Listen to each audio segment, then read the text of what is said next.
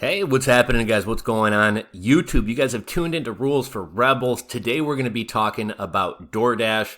DoorDash has a bit of controversy and some lawsuits against them. DoorDash is accused of steering customers away from non-participating restaurants. So, you know what? It seems like a lot of these gig economy businesses are kind of parasites or leeches, right? Like typically in business, you're rewarded for providing value, or at the very least, providing more value than you extract. With DoorDash, DoorDash charges restaurants upwards of 30% of the ticket price or purchase price. There's also a hefty delivery fee for consumers. I suppose the more food you order, the less of a percentage of your food it makes up. But on the one or two occasions that I've ever ordered from DoorDash or Grubhub or any of these services, it seems to almost double the price of my food. I remember one time I had like a $10 or $15 coupon from, I think it was DoorDash or Grubhub, Uber Eats, one of these things. And even with that $10 or $15 coupon, it essentially wound up like doubling the price of my meal. Businesses like this thrive on the laziness and stupidity of people. And so, I'd like to kind of start this video with kind of a PSA or a public service announcement. I think a lot of people don't realize how much money Grubhub and DoorDash and all these companies take from restaurants. Next time you're ordering takeout, order directly from the restaurant. If the restaurant has their own delivery guys, order through the restaurant and use their delivery guys, or even try to pick up the food.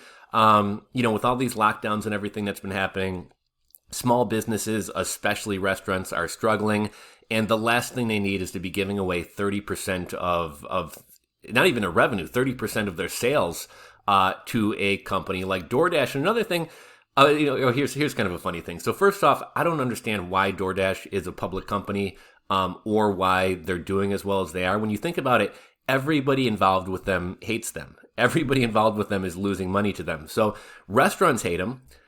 Drivers hate them because drivers aren't making any money, and even VCs and venture capitalists aren't making any money. So why is this business thriving when nobody involved in the business besides Grubhub is making money? I almost look at Grubhub and DoorDash as being kind of like an Amazon or a Walmart. A lot of companies, when they sell on Amazon or Walmart, they're making very little, if any, money. But they feel the need to be on those platforms to kind of like get their brand out there and kind of be a household name. If you can't buy somebody's product at Walmart, you're not going to be constantly in their head. So it's almost a loss leader being on some of these platforms and in some of these businesses. Like I said, it's kind of like an Amazon or a Walmart where you feel the need to be there even though you're really not making any money. And another one is Groupon. You remember Groupon was like the hottest thing a couple years back. It turned out not only were businesses typically losing money or best case scenario breaking even being on Groupon, but the idea is, okay, I'm going to attract new customers with these deals. But ultimately what was essentially found to be the case with Groupon is people who use Groupon aren't people who are going to become customers of your business. People who are going to use Groupon are people who are looking for deals.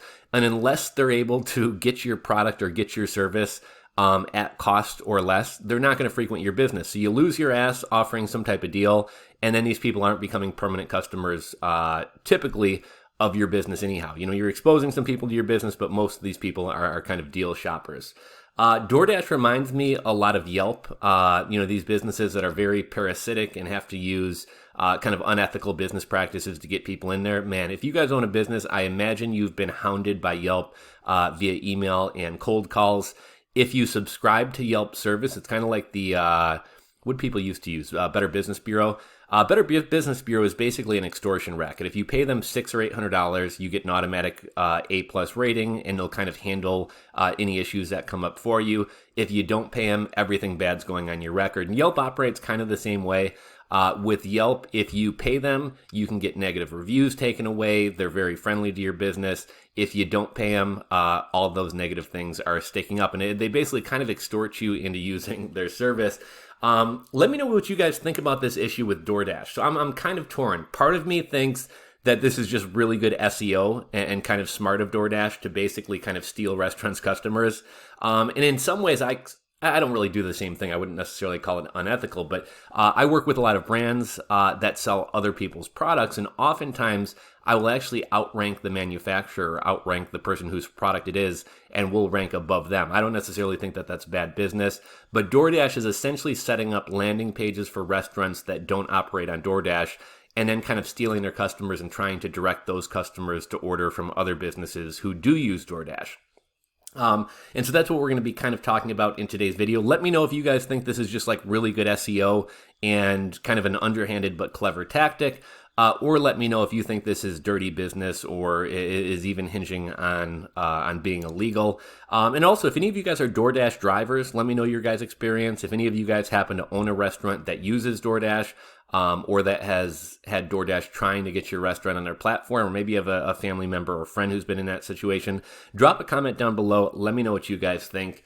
Let's get into the article. This one comes from Zero Hedge. DoorDash is accused of steering customers away from non-participating restaurants. Does DoorDash set up fake landing pages in an effort to steer customers to restaurants? That is the basis of a potential class action lawsuit filed by Lona's Little Eats, a St. Louis Asian fusion restaurant. The suit, originally filed in September in the United States District Court for the Northern District of California, where DoorDash is based, alleges DoorDash posted a Lana's landing page on its app, even though the restaurant had no existing relationship with the delivery service. Lona's further alleges that when a customer clicked the landing page, the customer was able to see a complete menu and proceed as if an order could be placed. In the end, though, the customer was shown one of two messages: that Lona's was closed or that it was too far away for delivery, even when the customer was standing 200 feet away from the location. Now, when I said, is this just kind of clever SEO? A lot of marketers and websites will set up profile pages for restaurants in an area and try to rank high in Google. That's one thing, and I don't necessarily see anything wrong with that. I think where this gets kind of underhanded and potentially illegal is not only did I already forgot that. I keep mixing up DoorDash and Uber Eats. Not only did DoorDash set up landing pages, they also put up a menu making it look like you could order. And then when you actually tried to place an order, rather than saying Lona's is not a participating restaurant with DoorDash, they either tell you falsely that the restaurant is closed, or they tell you that you're too far away when you're standing right in front of the business. And I think that's where things get really, really kind of sketchy. Lana's lawyers argue that DoorDash, which takes up to a 30% commission on each order, is impacting Lana's business and other potential members of the class. So I guess this is turning into a class action lawsuit. Accordingly, DoorDash is publishing false and deceptive information about the ability to get food from Lana's as a means of punishing it for not partnering with it, and or pressuring it to partner and redirect would-be Lana's business to the partner's restaurants, the suit alleges. The defendant's conduct has an obvious, significant, and unfair impact upon the competitive landscape within the restaurant industry and results in damage to the plaintiff and members of the class. On Monday, U.S. Magistrate Judge Thomas Hickson for the San Francisco-based District Court denied DoorDash's motion to dismiss, allowing the suit to move forward.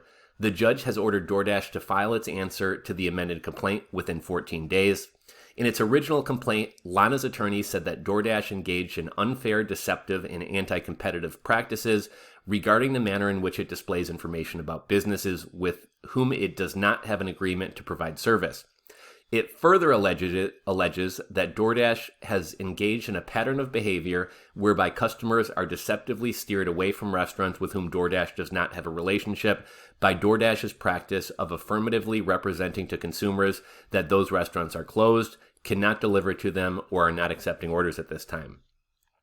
The attorneys, led by Francis J. Flynn Jr. of the law offices of Francis J. Flynn Jr., are asking for a jury trial with class action status to similarly impacted businesses, seeking damages and injunctive relief for false advertising in violation of the Lanham Act of California's false advertising law and California's unfair competitive law, the UCL law.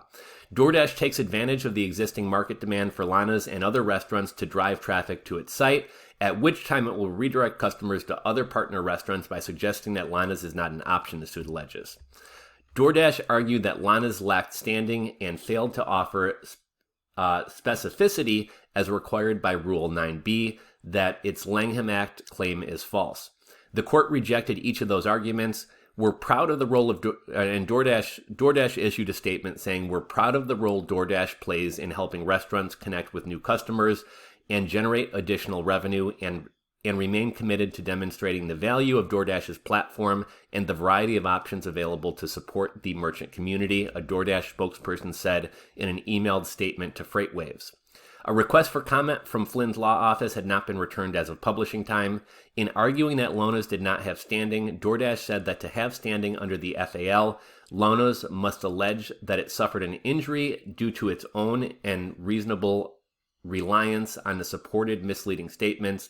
The additional claims were similarly dismissed by the court. The court also acknowledged that while one part of Lana's allegation had been remedied, the removal of the listing saying the restaurant was closed, the notice that the restaurant was out of delivery range persisted for more than a month after the original complaint was made. The food delivery app went public in early December, raising $3.37 billion on the offering of 33 million shares at $102 per share.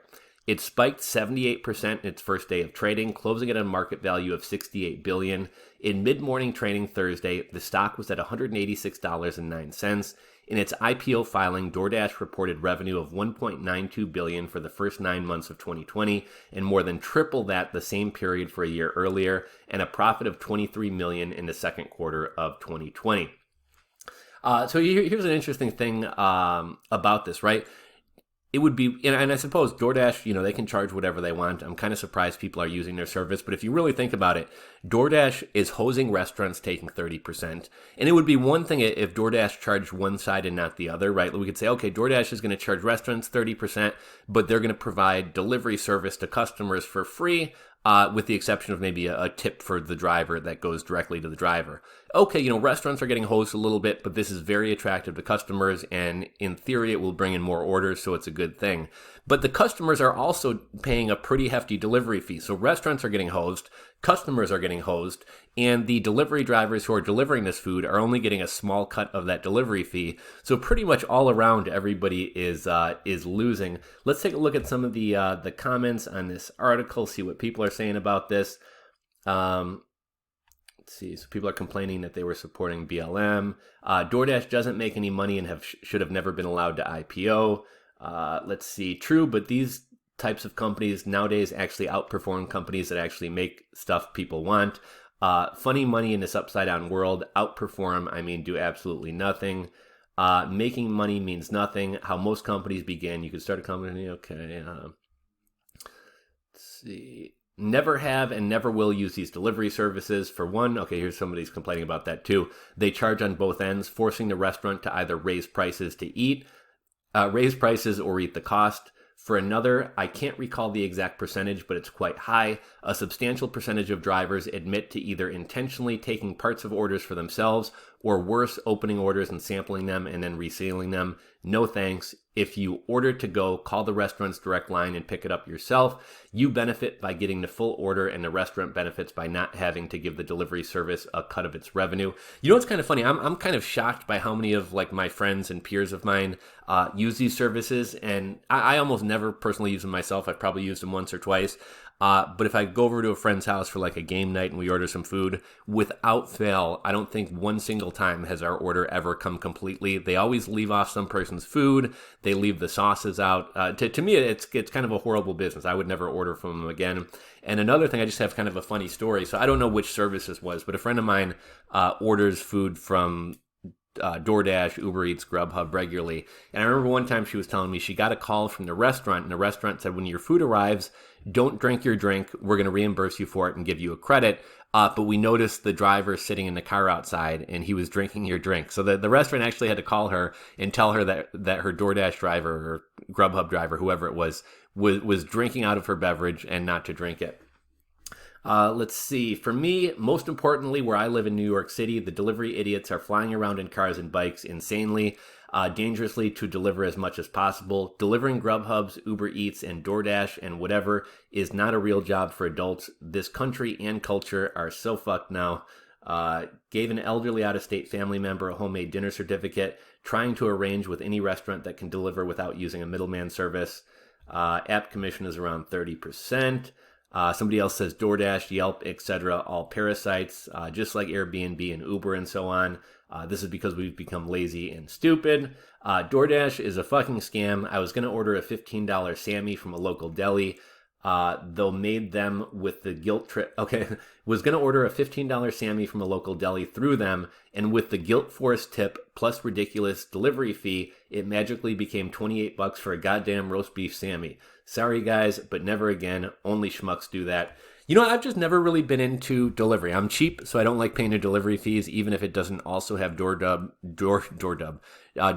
or Grubhub's insane markups. But I remember as a kid, man, on Friday nights, me and my dad or my grandpa, sometimes if I was staying over with my grandparents, we might go to Blockbuster, pick up, like, we used to watch Western movies, might pick up an old John Wayne movie or something like that. We'd pick up a pizza or some gyros on the way home, and we'd go back and have a movie night. And that was always, you know, I kind of have fond memories of that as a kid. I remember, you know, my grandpa would always say, hey, you want to go out bumming? He used to always call it, you know, going out bumming whenever we'd kind of go drive around or run errands. And we'd go out bumming. He'd take me to Blockbuster. We'd get a movie. We'd get some gyros or a pizza and come home and have a movie night. And that was just kind of part of the Friday evening. It was kind of part of the experience. So I don't necessarily see the need to order food and have it delivered and double the price of what I'm ordering. Let's see. I normally have no interest in food delivery, but was stuck at work late one night and figured I'd take the opportunity to use the $10 coupon that they'd sent me. Then after I entered the order in and was about to check out, I saw that even with the coupon, it was still going to be more expensive than going to the restaurant. Tossed the coupon in the trash and have done the same with all other coupons they send me since. Let's see. You realize that someone drove from where they were, waited at the restaurant for them to bag it and check out, and then drove to where you were, all for $13. I wouldn't have done it for that. And here's the sad part is if Grubhub or DoorDash is collecting that $13, the driver is probably getting $4 to $6 of it. So it's not even like the driver is making that much. Jeremy Ronick says, LOL DoorDash, the perfect sponsor. You know, I won't get into anything controversial or BLM related. No. How fucking fat and lazy are you to have food delivered? And that was kind of my point, right? You're not having to make the food. You're not having to clean up the food. Do you really need somebody to deliver the food for you? Like, just go pick it up. People are scared of catching the flu, yet they have no problem ordering food without seeing its origin and having it delivered in a vehicle driven by someone of unknown hygiene. Big tech mafia rolls on. Stop being lazy and pick up the phone. It's free. If I want to order, I'll either cook it myself or go pick it up myself. These parasites are leeching off the work of others. They gouge customers and restaurants and pay the drivers garbage. Typical worthless Silicon Valley startup. They deserve no purpose other than making a handful of punks super rich. Groupon did the same thing and never took off in the UK. We noticed it's not an advantage to a company to lose its income to a middleman, and the middleman does not have control of an entire market or free enterprise trade to force you to give up 30%, nor does it as a startup have such a monopoly on that market that you do not have to use its service, but customers must also. Its market power was no more than you gave it. Let's see. To all of you lazy Americans, get off your fat ass and drive to the restaurant. Geez. 30%, does that come off the restaurant, or is that on top of what the restaurant charges? So from my understanding, I guess it's kind of different, right? So sometimes the price of food gets marked up. Other times it's put on as a delivery fee. I know Chicago, in the midst of the pandemic, tried doing something capping the delivery fees that, these delivery apps could charge. But I think they just kind of did an end around and kind of shuffled around the fees. So they still charge the same thing. They just called it by different names. Let's see. You can pay a search engine to make your site first 10 pages, which makes your competition invisible. There's probably a way to make them completely disappear. Nah, I don't know what that guy's talking about. Today, people are goddamn fucking morons. I received 3 types of mortar and pestle grinders today to grind my own spices, mixes, seeds, nuts, paste. Ordered 2 more. Grinding nuts, herbs, and seeds and stuff is my new obsession. I also watch America's Worst Cooks. It's terrifying to see how dumbed down people have become to the level of idiocy. As far as ordering crap food to be delivered to me, I'll pass. Let's see, this guy says, I couldn't get over the episode where this one idiot had to be shown how to use a manual can opener and still messed it up. You'd think it was staged, but somehow Biden voters. I don't know if you guys have ever seen, there's kind of a funny video that says we've all been using can openers wrong all along. And I guess instead of using it like upright, you're actually supposed to use it at a, would that be like a 90-degree angle? And I believe it cuts off the top of the can without leaving any sharp edges. I've seen the video. I don't think I've ever tried it myself. So maybe I'm using a can opener like an idiot too. DoorDash, 61 billion market cap for having other people deliver food to you. It's fucking insane. Let's see.